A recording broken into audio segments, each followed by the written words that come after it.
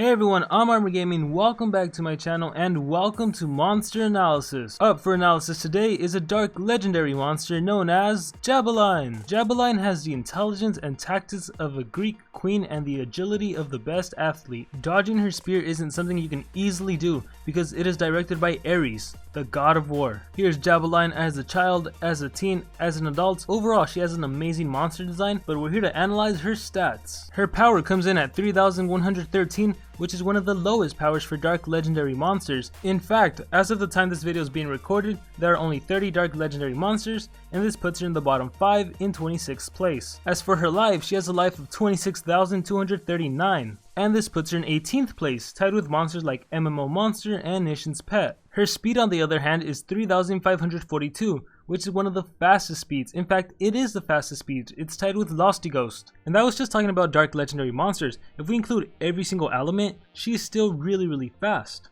A speed stat of 3,542 is the 5th fastest speed stat. The only other monsters that have this exact same speed are Cupid, Pandacloss, and Losty Ghost, which are of course really old monsters. So Jabaline is the first newish monster to have such an incredible speed. So that means because there are 160 legendary monsters in the entire game, she's faster than 97% of them. So even though her life and power are nothing to gloat about, her speed is definitely something to be admired. As for her trait, she is immune to nightmares, which isn't the best trait to have. It does help against some dark monsters that tend to give nightmares, but overall it's not really a good trait. So now let's move to her default and special skills. We have Javelin Stab and Thantinus Power. They're default skills, so there's not much to say about them. But then we have her special, Grace of Tartarus. Deals very heavy special damage to all enemies, may give nightmares to all targets, may make all targets bleed, may poison all targets. So for a monster that doesn't really have a high power to take advantage of this 65 damage, this is an amazing skill because it gives 3 negative effects: nightmares, bleeding, and poison.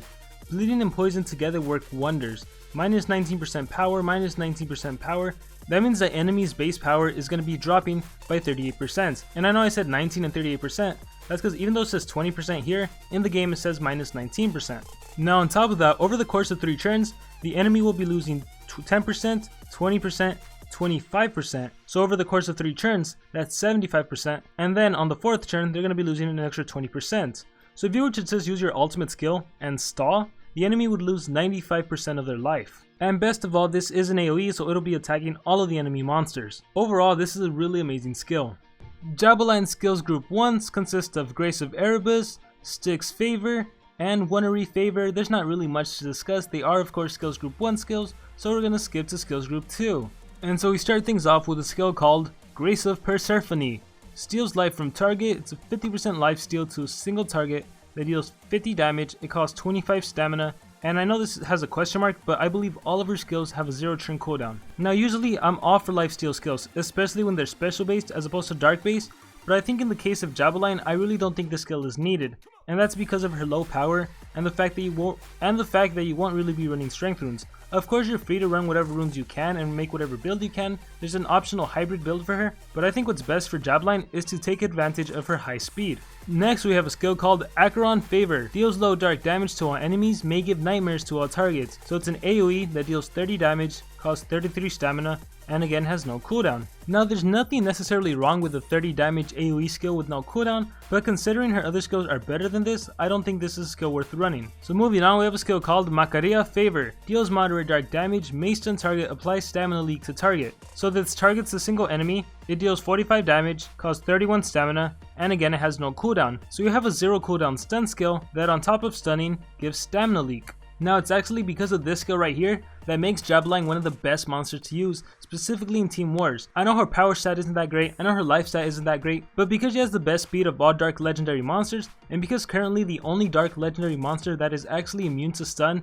is Harusami, this allows Jabaline to immobilize 29 out of 30 of the dark legendary monsters, which is insane. She's even faster than 97% of the monsters currently released. So the fact that she has such an incredible speed and has an immobilizing skill is amazing. And just to make things better, she even applies stamina leak. You really can't go wrong with this skill. This is a must-have skill for this monster. So now we're moving down to skills group 3, and we start off with a skill called Grace of Minos. Deals heavy special damage, gains 50% stamina. So you target a single enemy, dealing 50 damage, costing 28 stamina, and it has no cooldown. And the best part about this skill is that you're going to recover 50% of stamina, which is equivalent to 70 points. On top of that, it is special base, so if you use this against a dark monster, it will be dealing regular damage as opposed to being weakened. Now unfortunately, you won't be using this skill to deal that much damage because keep in mind Jabaline has one of the weakest powers for dark legendary monsters. Nonetheless, it's still a good skill because you recover stamina, which means you won't need to waste a turn recharging. Since this skill costs 28 stamina and you're going to be recovering 70 points, that's a net gain of 42 stamina points. So next we have Are Favor.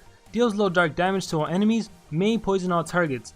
It's another AoE, it deals 30 damage, costs 33 stamina points, and it has no cooldown. And unlike the skill from Skills Group 2 that gave an AoE Nightmares, this skill does poison, which in my opinion is a better effect to give. The enemy monsters will lose 19 or 20% of their power and lose 10% of their health for the following 4 turns. That's pretty good, especially considering that Jabaline isn't an attacker, so the best she can do is to make the enemy monsters weaker, that way they can't deal that much damage to you. And her final skill from Skills Group 3 is Hades Favor. Deals moderate dark damage, may make target bleed, may daze target. This again targets a single enemy with 45 damage, costing 31 stamina and having no cooldown. Now this skill gives both bleeding and daze, so can you imagine if you start off with your AoE poison and follow it up with Hades Favor? The enemy will have poison, they'll have bleed, which together will be reducing the monster's power by 38 to 40%, and at the same time they'll be losing 20% of their health from bleeding and poison, but on top of that the enemy will be dazed, which means their accuracy will be reduced by 25% and their damage output will be reduced by 25%. So even if they do hit you, they're gonna have poison, bleed, and daze. Like whatever monster you do this to,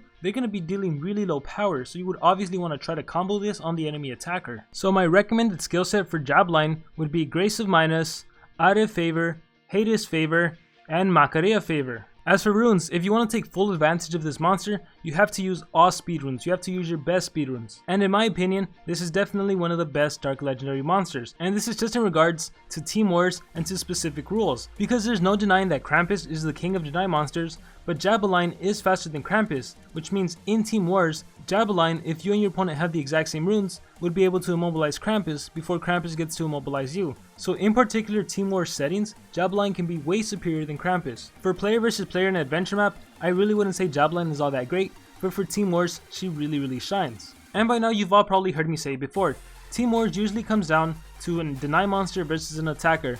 The third monster, if it's common, if it's uncommon, if it's rare, they're usually not that relevant. So to take a very basic example, let's just assume that for Team Wars, the rules is common, dark, and whatever other element you want. Like I said previously, the common monster is rather irrelevant. It goes on to the dark monster. The best denied dark monster to run, and the monster you'll probably run into most often, is a Krampus, because he is the fastest monster that has an AoE deny skill. Which means the other element would probably be an attacker. So then for your team, your common would be whatever. For dark monsters, you should pick Jabaline, and then for your attacker, it can be whoever. And if both you and your opponent have the exact same level runes, for Krampus, the enemy will typically run all speed runes, which means if Jabaline has all speed runes, Jabaline is going to go first, immobilize the enemy Krampus. So what does that mean? That means that the enemy Krampus is not going to be able to immobilize you. It's not going to be able to do its AoE freeze. So what does that mean? That means that your attacker is going to be able to get a churn in. And if your attacker gets a churn in, hopefully your attacker is faster than the enemy attacker, and then hopefully your attacker has an immobilizing skill, or hopefully your attacker is strong enough to wipe out the enemy attacker, and then at that point the game is pretty much yours.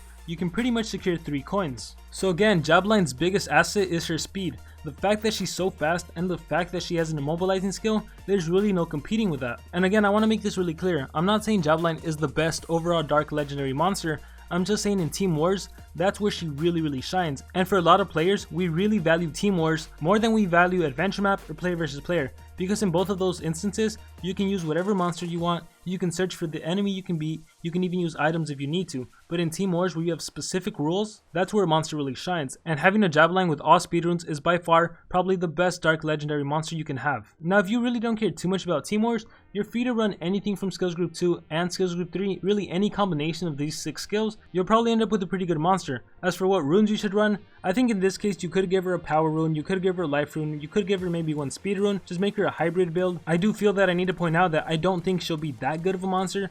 Now of course if you give her level 10 runes of everything, she can of course be really strong, but for the most part, if you were to give those exact same runes to any other monster and make them an attacker or make that monster a pure deny monster, they could do it better than Jabaline. They'd be far superior than Jabaline could ever be. But if we're talking about specific role requirements in Team Wars, Jabaline is pretty much undisputed, not even Krampus honestly stands a chance against her. And with all of that being said, that is going to conclude my analysis on Jabaline. If you don't have her yet, hopefully you can get her soon. Thank you to everyone who made it to the end of this analysis, and now I want to hear from everyone else. Do you guys think she's good? Do you think Jabaline's not that good? Let me know in the comments what you think about her. And like usual, let me know who you want me to analyze next. Remember to dream big and pursue your passions.